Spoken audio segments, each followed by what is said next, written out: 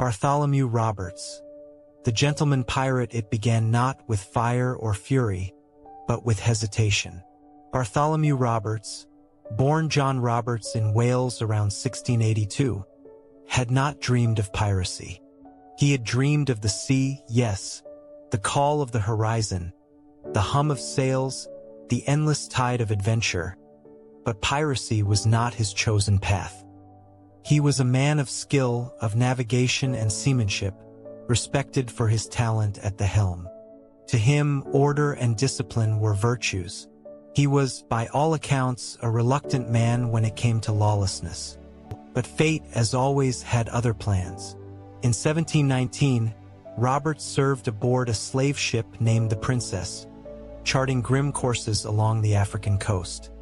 It was during this voyage that the infamous pirate Howell Davis captured the vessel. The crew was given a choice: join the Black Flag or face death. Roberts hesitated, for piracy went against his instinct. Yet the truth was bitter.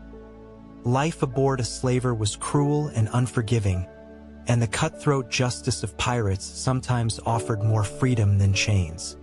He accepted not from passion but from pragmatism. At first, he seemed ill-fitted for the role. Reserved, thoughtful, calculating. He was no brawling drunkard or blood-soaked marauder. Yet Davis saw in him something different, something sharper. A navigator with skill, a mind built for command. Roberts might not have thirsted for battle, but he understood the seas better than most men alive. Then came the spark that would ignite his legend. Howell Davis, the captain who had coerced him into piracy, was killed in an ambush on the island of Principe. The crew, shaken and desperate, needed a leader. Their eyes turned to Roberts, the quiet Welshman who had shown no hunger for command. He resisted at first, but the choice was not his alone. By unanimous vote, they placed him at the helm. Bartholomew Roberts became captain, not through mutiny, not through ambition, but through necessity. And though reluctant at first, he embraced the role with a zeal that stunned even those who had elected him. What began as hesitation soon transformed into destiny. For Roberts, once bound to the wheel of fate, would rise higher than any pirate of his age. He would take more ships than Blackbeard, strike terror across oceans, and prove that even a gentleman could become the most fearsome buccaneer of them all. Once Bartholomew Roberts accepted the captaincy, something shifted inside him. The quiet Welshman who had once resisted the lure of piracy now stood tall at the helm, his gaze cold, his mind sharp as steel. Where others relied on brute force and chaos, Roberts commanded with discipline and calculation. He was no drunkard staggering across the deck. He dressed elegantly, carried himself with dignity, and demanded order among his men. To them, he was not only a captain, but a gentleman. Strange for a pirate, yet undeniable. His first act as captain revealed what kind of man he would be. When Davis had been killed, Roberts vowed revenge, leading his crew back to the very island of Principe. With precision and fury, they raided the harbor, killing those responsible for their former captain's death. The crew saw in him a leader who could combine vengeance with strategy. From that day forward, they trusted him to guide their fate. And guide them he did. Roberts' career exploded with success. Within weeks, he captured ships with such ease that whispers spread across the coasts of Africa and the Americas. His most famous early victory came when he sailed boldly into a convoy of 42 Portuguese vessels, escorted by 2 heavily armed warships. Where another pirate might have hesitated, Roberts calculated risk like a chess master. He selected the richest ship, seized it under cover of bold maneuvering, and escaped with treasure worth over 40,000 pounds, a fortune beyond imagining. This was not recklessness. It was brilliance. Roberts understood the psychology of fear. He hoisted a flag of his own design, one of the most iconic in pirate history. It showed a skeletal figure, a symbol of death itself, standing with an hourglass, reminding all that time runs out for every man. His enemies, seeing it on the horizon, often surrendered without a fight. But Roberts was no mere thief of the seas. He established codes aboard his ship, strict rules for conduct, fair division of plunder, and punishments for disorder. He forbade gambling, drunken brawls, and disobedience. His men called him Black Bart, and under his command, they became not a band of ruffians, but a disciplined fleet. From Africa to the Caribbean, Roberts carved a path of terror and respect. Merchant captains trembled at the thought of his sails rising over the horizon. Navy officers, sworn to hunt pirates, spoke his name with reluctant awe. By some counts, he captured over 400 ships in his career, more than any other pirate of the Golden Age.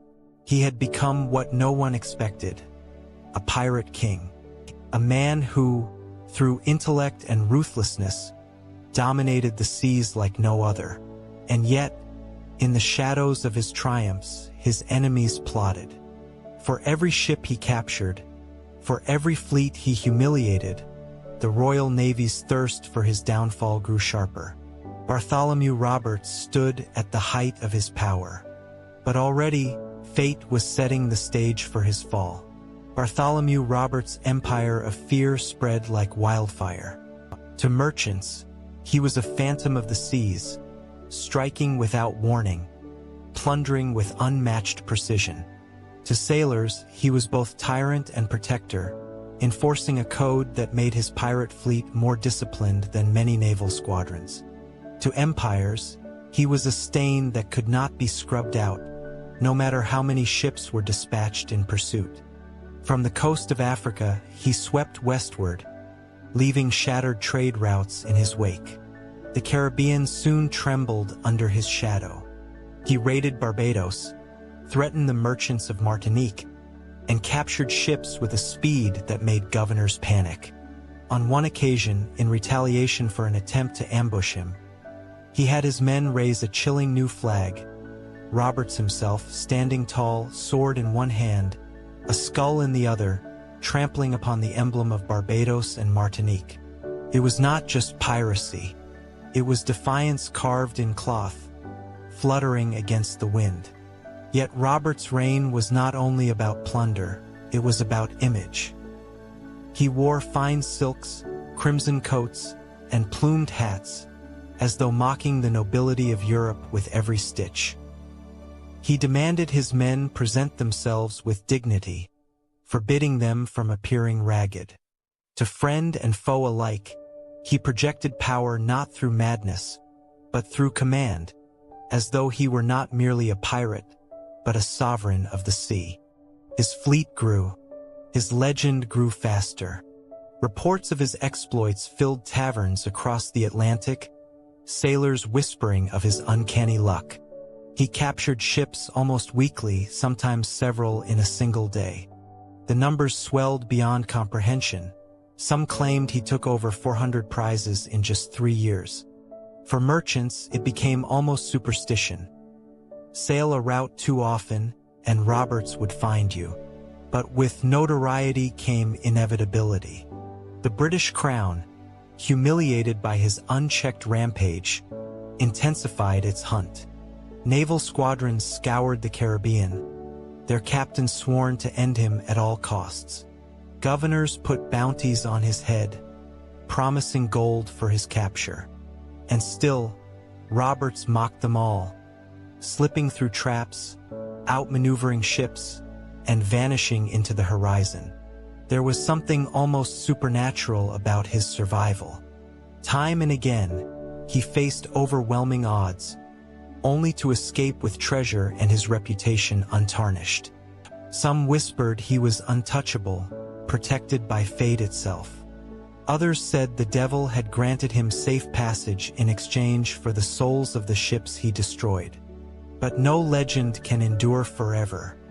Fate, which had once lifted him high, now waited with a cruel smile.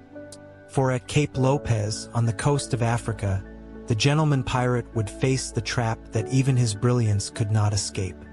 By 1722, Bartholomew Roberts had reached the peak of his dominance. His fleet was sleek, his men loyal, and his name feared from Africa to the Caribbean. Yet, with every triumph, the Royal Navy's determination hardened. Governors and merchants alike demanded that this plague upon the seas be eradicated once and for all. It was off the coast of West Africa, near Cape Lopez, that Robert's fate was sealed. He had returned to familiar waters, seizing rich prizes from the slave trade routes. The air was heavy with humidity, the seas calm yet tense, as if the ocean itself held its breath.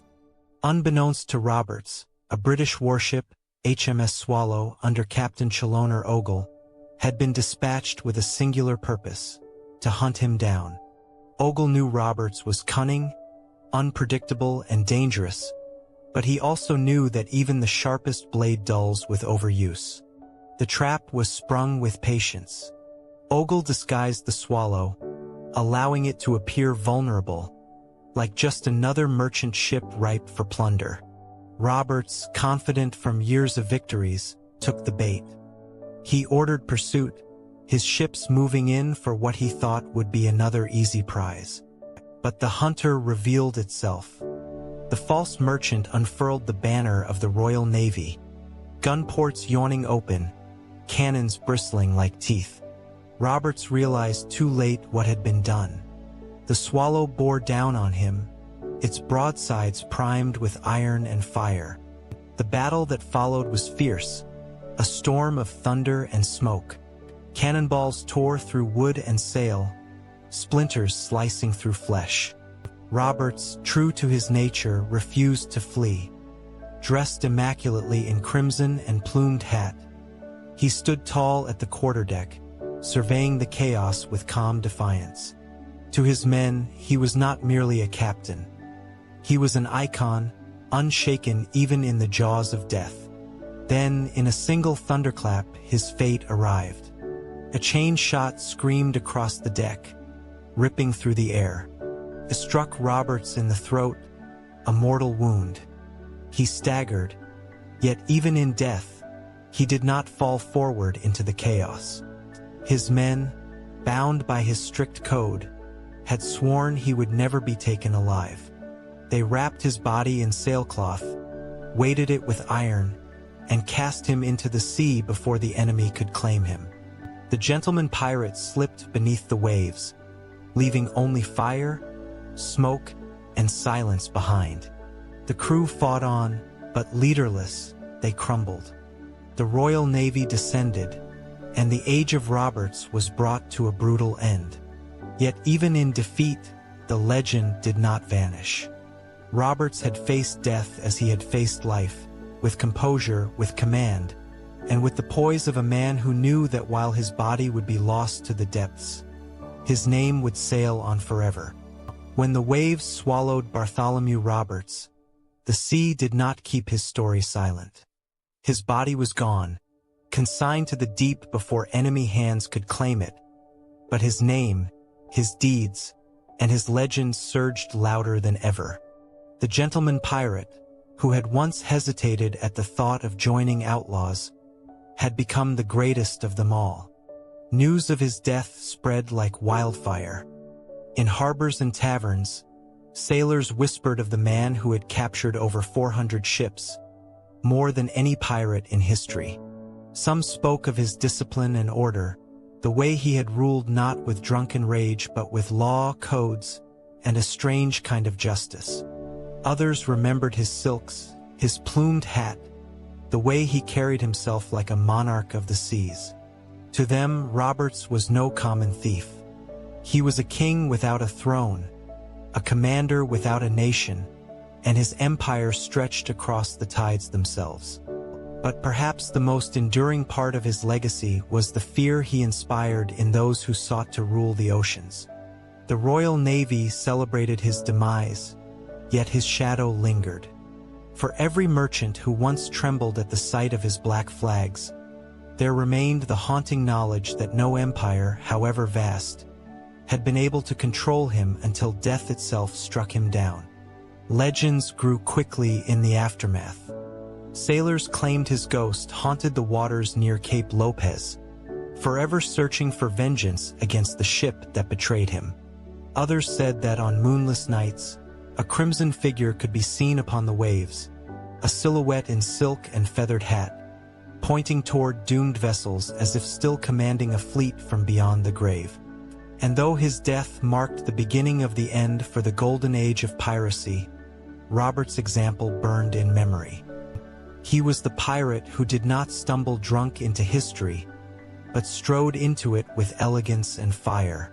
He proved that piracy could be more than chaos. It could be strategy, discipline, and even strange nobility.